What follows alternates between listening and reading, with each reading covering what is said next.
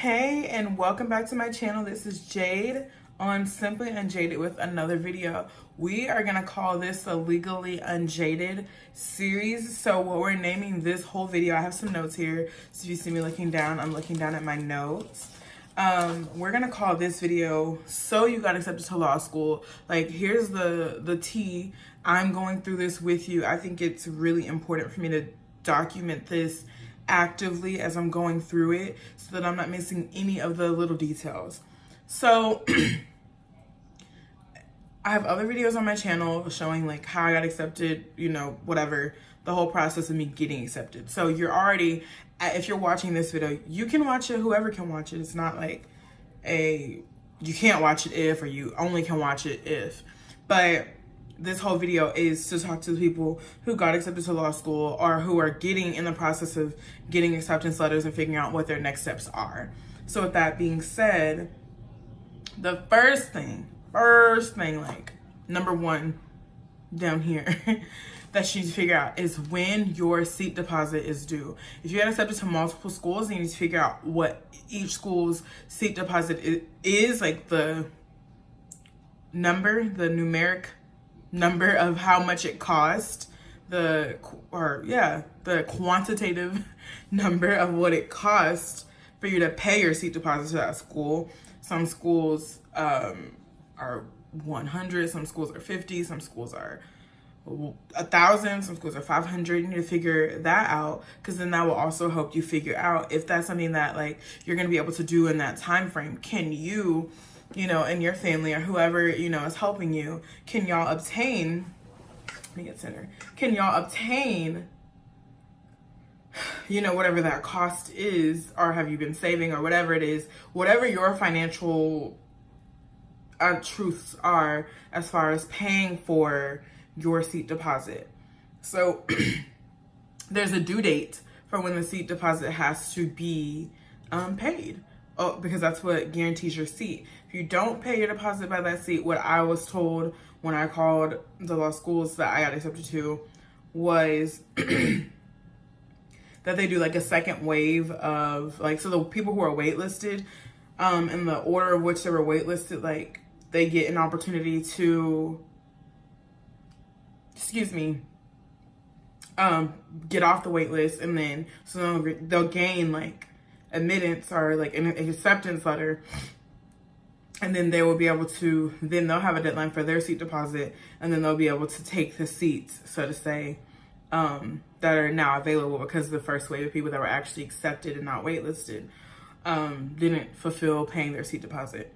So to avoid you missing your seat, figuring out from when you get accepted, crunching down your list to figure out what it is you want in a school, the values that are important to you, whether it's programs or classes or clinics, whatever that list is. And then if you need help compiling that list, I have a like comparison list. It's blank, it's on my blog, but that you can fill in and then compare and contrast what it is you want and don't want, and so on and so forth, to really help you crunch down your list as to where you want to go. So from then, you know, deciding where you want to go to school, then obviously you have to pay the seat deposit by the due date, or you will lose your seat. And then you need to fill out your FAFSA. So if you're like me, and I had, like I said, a plan B and C for if I was not accepted to law school, if I didn't get in this admission cycle, then what I would do, I completed my FAFSA in November for grad school.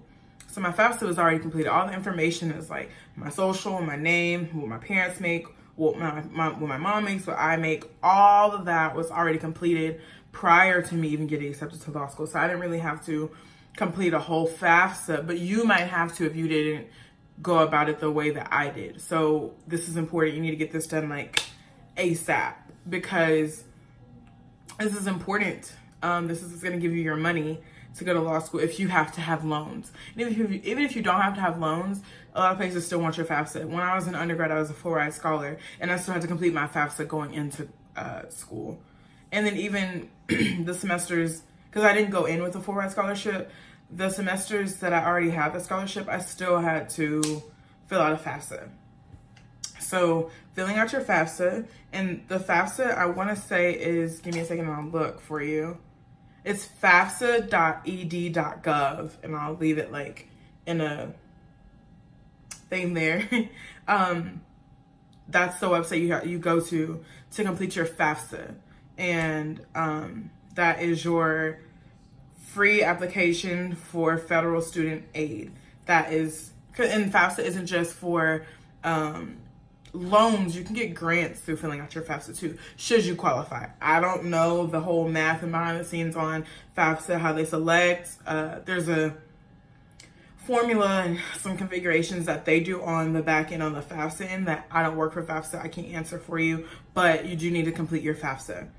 Beyond that, once you complete your FAFSA, you're gonna have to put in the school code. So they're gonna show you, or they'll allow you to search on FAFSA. You can search by the state, then the city, or if you know your school's code, which you can call your school financial aid office and get your school code, and then put it on FAFSA so that your school will get sent your FAFSA. I was told that it takes about like 3 to 5 business days, 5 being, very, they should get it in 5, 3 being very, prompt. So they should get it in like 3 to 5 business days. They process your FAFSA. You also, so it'll tell you when you're in grad school, you don't apply for like FAFSA where you get like unsubsidized and subsidized loans, where it's like based on your parents or based on your income. For grad school, you can get subsidized and unsubsidized loans, but a lot of times it can cover your full estimated cost of attendance.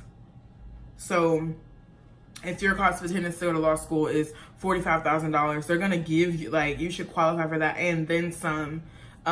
When you're applying for it's gonna be the grad plus loan, which is based off your credit. So they loan you up to the full cost of attendance. And that's up to you to get it, not to get into your financial business or mine on that note, as far as what you will accept, what you won't. Everyone is different. Every situation is different. If you're able to work and save some bags, I suggest you do it. But also know that you, a lot of times, are not able to work your first year of law school. Some schools you're not able to work at all. Some schools you can work part-time. But I think law school will just be so challenging, and it will be unlike anything that I've ever done before, that my first year, I don't think I'll really be willing to try to commit to a full-time job. So anyways, once you complete your FAFSA, you send it off, you put your school code in, send it off to said school or schools. You have to do your counseling and your MPN. Your MPN is a master promissory note, I want to say. Let's look it up. I'm looking it up so I can. Yeah, master promissory note. So all right. It's a legal document in which you promise to repay your loans and any accrued interest and fees to the U.S. Department of Education. It also explains the terms and conditions of your loans. So when you do your entrance counseling, when you graduate, you'll do exit level counseling, which you did probably in undergrad. But you have to do your entrance level counseling and then your MPN before they will grant you the money. So I know it's May and I don't go to school till August, but I felt a sense of urgency to get this stuff done, because I've seen, not from my own experience, but from other people's experiences, when they didn't and they dragged their feet on getting this stuff done, it really upheld their financial aid. So it slowed up when they got the financial aid. Everybody got the refund on the 1st, and then they get theirs to the 28th, which if you have rent and other stuff that's due and riding off your financial aid money, then your tuition, your books, any cost associated with you going to school, I've seen that really affect people. So to avoid me being in that, I have already done that. I did that today, and it tells you the date, and I can like insert a clip on like when I did mine and show you guys what the screen should look like when you complete your counseling and then your MPN. And I printed the confirmation sheet for my MPN. So, and that is going to be on the website studentloans.gov. So these are just the steps. So this is after you've got accepted to law school, These are the things that you have to do once you make your decision on where you're going to school that I feel like you should do with a sense of urgency, because these things are urgent and they are important. This is just what I'm going through. This is what I'm experiencing. I want to share this with you. So here we are. There's that. There's the tea on that. And I'm excited to continue this journey and this series and to share all these things that I'm learning with you guys. And also, don't be afraid to call your financial aid office. Anytime you're accepted to a law school, you're going to a law school, you should be able to Google Harvard Law School. That's not the school I'm going to, just kidding. But, you know, Harvard Law School and Harvard Law School financial aid office. And then a financial aid office's number should come up where you should be able to get in direct contact with the financial aid office of your university, and then contact them to see if there's any scholarships that you need to apply for. Sometimes universities offer scholarships on the need based, whatever they feel like is need based. Sometimes they offer them based off of your LSAT and your GPA. Sometimes just your GPA. It just depends. Just go ahead and give them a call and ask, are there applications that you have to figure out? Are you automatically, what's the word I'm looking for? Considered. Are you automatically considered for the scholarships from the scholarship fund upon your application to the law school? So anyways, like I was saying, that's the last bit of it. I promise I'm wrapping up now. But anyways, that's the tea. So you got accepted to law school. Here are the next steps that I'm doing, that I did. And I'll just keep you guys updated throughout this so that when I'm done going through it, if you get in law school after me or if you get into law school with me, some people don't know these things. I'm figuring these things out too as I go, and I just want to be honest and transparent with you guys so we can learn and grow together. Again, as always, don't forget to like, subscribe, and comment down below. I will link my social media. Go show some love to me on social media. If you follow me on YouTube, drop some I don't know, red hearts under my pictures, and then I'll follow you back. We'll stay connected, and that'll just be our little thing.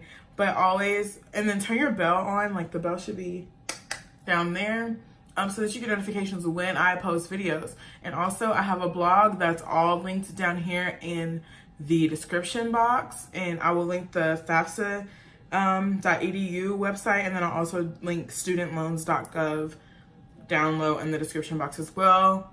Always love and light. Peace out, y'all. Have a great night, day, morning, whenever you watch this. And let me know if you have any questions or anything that I can help you with. Bye-bye.